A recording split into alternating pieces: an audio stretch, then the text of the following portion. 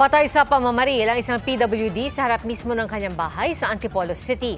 Sa Pangasinan, patay naman sa saksak ang isang lalaki. Saksi, si EJ Gomez.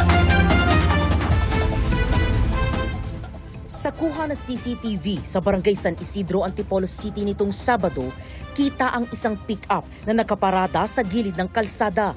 Maya-maya, inalalayan ng isang babaeng helper ang lalaki nakaupo sa passenger seat na isang PWD o person with disability. Pumasok sila sa isang eskinita na papasok sa gate ng kanilang bahay. Ilang sandali pa, may dumating na isang lalaki na balot ang mukha at nakasuot ng kapote at pinagbabaril ang PWD.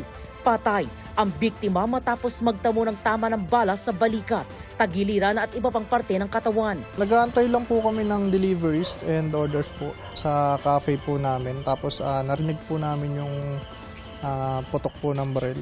Mga nasa 9 na putok po na baril. Pagsilip po namin sa bintana, mga nagkakagulo na po sila sa baba, nagtatakbuhan, nag-iiyakan na rin po.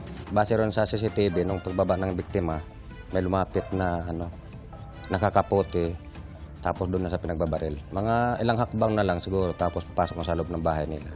Tumangging humarap sa kamera ang mga kaanak ng biktima, pero kwento nila, galing simbahan ng biktima nang mangyari ang pamamaril. Inaakay raw ang biktima paakyat ng hagdanan sa gate ng kanilang bahay nang siya ay pagbabarilin. Bukod sa PWD, tinamaan din daw sa likuran ang 61 anyos na helper ng nasawing biktima. Ayon sa barangay, dating empleyado sa City Hall ang biktimang PWD. Patuloy ang investigasyon ng mga otoridad sa insidente, gayon din ang pagtuntun sa gunman. Sa Santa Barbara, Pangasinan, patay naman sa saksak ang 21 anyos na lalaki. Sa investigasyon ng pulisya, galing sa inuman ng biktima kasama ang 3 kaibigan. Papunta sila sa isang lugawan sa Barangay Poblacion Norte sakay ng 2 motorsiklo.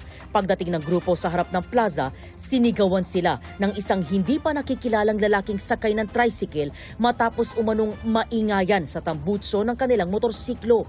Tumuloy ang grupo sa lugawan pero sumunod ang lalaki. Binato raw ng isa sa mga magkakaibigan ng lalaki kaya nagalit. Bumunot siya ng kutsilyo at nagkaroon ng komosyon. Nasaksak ng lalaki ang isa sa magkakaibigan.